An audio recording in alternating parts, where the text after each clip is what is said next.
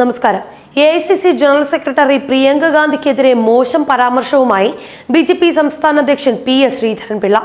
പ്രിയങ്കയെ യുവതിയെ ചിത്രീകരിച്ച് കോൺഗ്രസ് പ്രചാരണം നടത്തുന്നതാണ് ശ്രീധരൻപിള്ളയെ ചൊടിപ്പിച്ചിരിക്കുന്നത്. 48 വയസ്സുള്ള പ്രിയങ്കയെ എങ്ങനെയാണ് യുവസുന്ദരി എന്ന് വിശേഷിപ്പിക്കുകയെന്നാണ് പിള്ള ചോദിക്കുന്നത്. LDF കൺവീനർ വിജയരാഘവൻ ആലത്തൂരിലെ UDF സ്ഥാനാർത്ഥി രമ്യ ഹരിദാസിനെതിരെ മോശം പരാമർശം നടത്തി വെട്ടിലായതിന് പിന്നാലെയാണ് BJP സംസ്ഥാന അധ്യക്ഷൻ PS ശ്രീധരൻപിള്ളയും സ്ത്രീവിരുദ്ധ പരാമർശം നടത്തി പണി വാങ്ങുന്നത്. പ്രിയങ്കയ്ക്ക് 48 വയസ്സുണ്ട്. എന്നിട്ടും അവരെ വിശേഷിപ്പിക്കാൻ ഉപയോഗിക്കുന്ന വാക്ക് യുവ സുന്ദരി എന്നാണ്.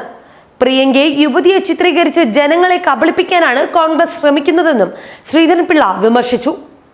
അമ്മമാരും സഹോദരിമാരും ഇരിക്കുന്നത് കൊണ്ട് മാത്രം താൻ വായ അടയ്ക്കുകയാണെന്നും അദ്ദേഹം പറഞ്ഞു. കണ്ണൂരിൽ ഇന്നലെ നടന്ന NDA കൺവെൻഷനിലായിരുന്നു PS ശ്രീധരൻപിള്ളയുടെ മോശം പരാമർശം.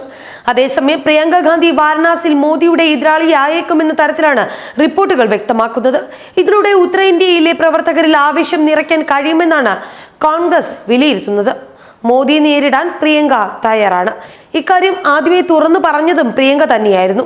ഇപ്പോൾ കോൺഗ്രസ് അധ്യക്ഷനായ രാഹുൽ ഗാന്ധിയും ഇതിനോട് പച്ചക്കൊടി കാണിച്ച മട്ടാണ്. വാരണാസിയിൽ പ്രിയങ്കയ്ക്ക് ജയം ഉറപ്പില്ല. അതുകൊണ്ട് തന്നെ കന്നി ലോക്സഭാ പോരാട്ടം പരാജയത്തിൻ്റെതാകണമോ എന്ന ചോദ്യവും ഉയർന്നു കഴിഞ്ഞു. എന്നാൽ അമ്മ സോണിയാഗാന്ധിയാകും ഇക്കാര്യത്തിൽ അന്തിമ തീരുമാനമെടുക്കുക. അമേഠിയിൽ രാഹുലും റായ്ബറേലിയിൽ സോണിയയുമാണ് മത്സരിക്കുന്നത്. രാഹുലിന് പ്രചാരണ തിരക്ക് കാരണം അധിക സമയം അമേഠിയിൽ നിൽക്കാൻ കഴിയുന്നില്ല. സോണിയുടെ ആരോഗ്യവും പ്രശ്നമാണ്. അതുകൊണ്ട് തന്നെ റായ്ബറേലിയിലും അമേഠിയിലും ഉത്തരവാദിത്തം പ്രിയങ്ക ഗാന്ധിക്കാണ്. അതിനാൽ പ്രിയങ്ക വാരണാസിയിൽ വന്നാൽ അമേഠിയിലും റായ്ബറേലിയിലും പ്രചാരണത്തിന് അടിതെറ്റുമോ എന്നാണ് പാർട്ടിക്കാർക്കിടയിലെ ആശങ്ക. ഇതെല്ലാം പരിഗണിച്ചാകും സോണിയാഗാന്ധി അന്തിമ തീരുമാനമെടുക്കുക. കോൺഗ്രസിൽ പ്രിയങ്ക ഗാന്ധിയും തെരഞ്ഞെടുപ്പ് ഗോതിയിൽ ഇറക്കണമെന്ന ആവശ്യവും ശക്തമാണ്.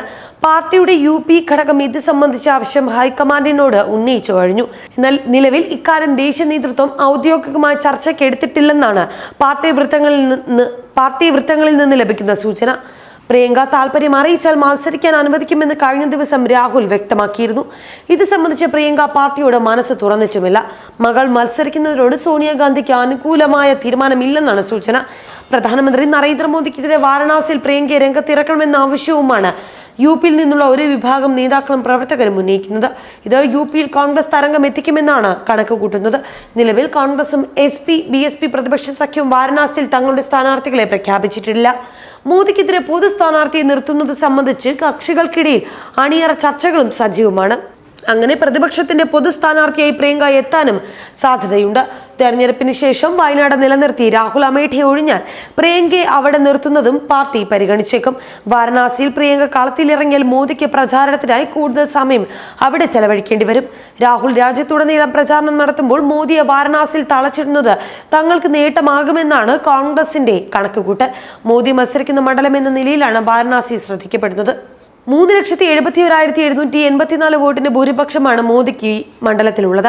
ഇക്കുറി പ്രതിപക്ഷത്തിന്റെ സംയുക്ത സ്ഥാനാർത്ഥിയായി പ്രിയങ്ക എത്തിയാൽ മോദിക്ക് മത്സരം കടുത്ത വെല്ലുവിളി നിറഞ്ഞതാകും.